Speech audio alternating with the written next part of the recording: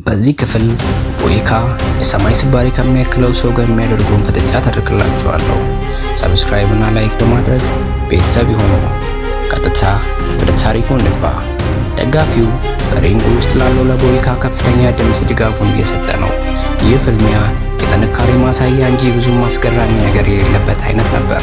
ቦይካ ከስር ከተለቀቀ በኋላ ትግሉን መቀጠልን የመረጠው ምንም እንኳን የዚህ የህይወት ትርጉም በትክክል ባያውቅም ወይም ለምን እንደመረጠው እርግጠኛ ባይሆንም እሱ ሊደርስበት የፈለገው ደረጃ ላይ የደረሰ ሰው እንዳለ ያውቃል።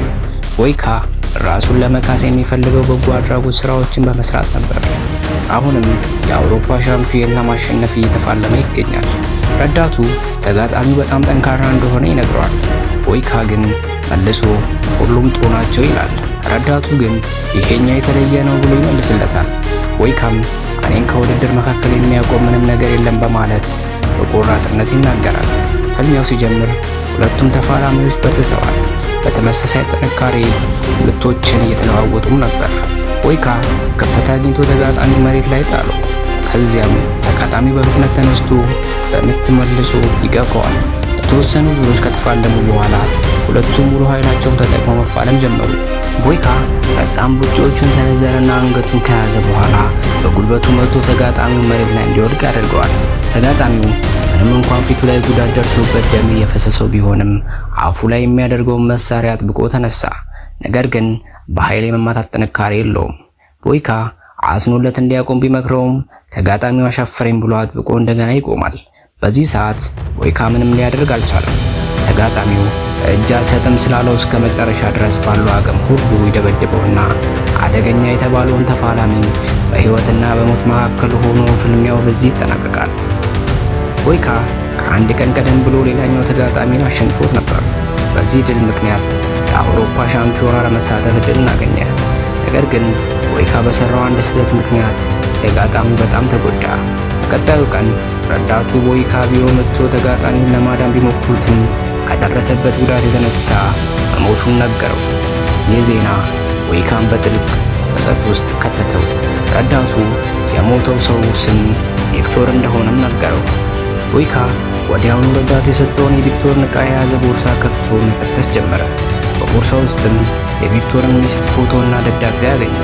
ምንም እንኳን ቦይካ በሩሲያ ውስጥ ተፈላጊ ሰው ቢሆንም ወደዚያ ሄዶ ሚስቱን ለመካስ ወሰነ። በፍልሚያው ውስጥ የሞተው ሰው ተጠያቂ እንደሆነም ያምናል። ምንም እንኳን ቦይካ በፍልሚያው ውስጥ አደገኛና አስፈሪ ሰው ቢሆንም ከሪንግ ውጭ ባለ ህይወት ግን በቤተ ክርስቲያን በጎ አድራጎት የሚያደርግ ህሊና ያለው ሰው ነበር። ለዚህም ነበር ጸጸት ውስጥ የገባው። እናም በገደለው ሰው ምክንያት ሚስቱን ለመካስ ወደዛ ይሄዳል። ታዲያ ረዳቱን ፓስፖርቱን ልታመጣልኝ ትችላለህ ወይስ አትችልም አለው። ረዳቱን መልሶ አልችልም፣ ስህተት ነው ሲል መለሰ። ነገር ግን ቦይካ ፓስፖርቱን ታመጣልኛለህ አለው። ረዳቱን ፈርቶ እሺ ብሎ በሐሳቡ ተስማማ። ይህ በእንዲህ እንዳለ የቪክቶር ሚስት በባሏ የቀብር ስነ ስርዓት ላይ ነበረች። ድንገት ግን አንድ ማፊያ አለቃ ቀብሩ ላይ ታየና ለሟች ክብር ለመስጠት ቀረበ። ቪክቶርና ሚስቱ የስፖርት መስሪያ ክለብ ለመክፈት ከዚህ ሰውዬ ገንዘብ ተበድረው ነበር። ይህ የማፊያ ቦስ ደግሞ በዚህ ሴት በውበቷ የሚማረክ ነበር። ከብዙ ጊዜ በፊት ቦይካ ስህተቱን ለማረም እና የሞተውን የትግል ጓደኛውን ቪክቶር ሚስት ለመርዳት ፈልጎ ነበር። ቦይካ ቪክቶርን ባለማወቅ ስለገደለ ሚስቱን ለመካስ እየሞከረ ነበር። ሆኖም ግን የሚስቱ ስም ኦማ የሚባል ሲሆን እሷ ቀድሞውንም ቢሆን በማፊያው ቁጥጥር ውስጥ ገብታ ነበር። ቦይካ በቀጥታ ወደ ማፊያው ግዛት ሄደ። እሱ ሻምፒዮናውን እንዲያሸንፍ አይፈልግም ነበር።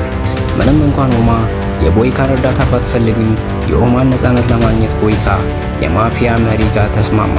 በስምምነቱ መሰረት ኦማ ከስር እንድትለቀቅ፣ በምላሹ ደግሞ ቦይካ ለሱ 3 ፍልሚያዎች እንዲፋለም ቃል ገባ። የማፊያው መሪ በሳምንት 3 ፍልሚያዎች ማሸነፍ እንደሚፈልግ በግልጽ ነግሯት፣ በዚህም ምክንያት ቦይካ እኔ የመጣሁት ራሴን ለማጽዳት ነው በማለት ለኦማ በቁጭት ነገራት። ከዚያም በኋላ ቦይካ የአካል ብቃት እንቅስቃሴ ክለብ ሄዶ መሰልጠን ጀመረ። በዚያም አንድ ሰው መጥቶ አበሳጨው። ቦይካ ግን ንዴቱን ተቆጣጥሮ ምንም ችግር ላለመፍጠር ወሰነ። ነገር ግን ይህ ሰው ሊፋታው አልቻለም። በመጨረሻም የፈለገውን ነገር ሰጠ። አስፈሪው እስረኛ ካሽማ ሰንሰለትና ጭንብል ተደርጎለት ከመኪናው ይወጣል። አሁን ደግሞ ወደ ትግሉ መድረክ እየተጓዘ ነው። መሬት ላይ የወደቁት ሰንሰለቱና ጭምብሉ በአስፈሪነቱ ላይ አዲስ ነገር ጨምሮበታል። በዚህ ጊዜ ቦይካ የመጀመሪያ ተጋጣሚውን አሸንፎ የሁለተኛውን ፍልሚያ ዝግጁ ሆኖ በሪንግ ውስጥ ቆሟል። ቦይካ ግን ከዚህ በኋላ ምንም አማራጭ ስላልነበረው ለማፊያ አለቃው መፋለምን ተቀበለ። ምክንያቱም የቪክቶር ሚስት ኦማን ነፃ ለማውጣት ቦይካ 3 ፍልሚያ መፋለም ነበረበት። የቦይካ 3ኛ ፍልሚያ አሁን ሊጀምር ነው። የመጀመሪያ ውድድር ካሸነፈ በኋላ ቀጣዩን ደግሞ ለመጋጠም በጉጉት ሪንጉ ውስጥ ቆሞ ነበር። በቆራጥነት ድምፁን ከፍ አድርጎም ምን እየጠበቅክ ነው? ሻምፒዮንን አምጣልኝ ብሎ የማፊያውን ቦክስ ጠየቀው።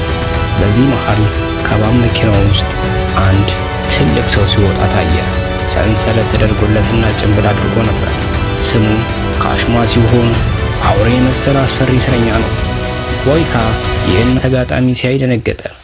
የማፊያ አለቃው ቦይካ እንዲሸነፍ ፈልጎ ነበር። ካሽማን ለማስለቀቅ ለእስር ቤት አዛዡ ከፍተኛ ገንዘብ ከፍሏል። አዛዡ በመጀመሪያ ይህ የማይቻል ነው ቢልም ማፊያው ግን ገንዘቡን ጉርሻ ብሎ ከፍሎ ቦይካን ደግሞ በሱ ፋንታ እንደሚያስረክበው ቃል ይገባል። ምክንያቱም ቦይካ በዚህ ሀገር ተፈላጊ እስረኛ ነበር። ይህ ማፊያ የቪክቶር ሚስት ኦማን ነፃነት ለማውጣት ቦይካን አስገድዶታል።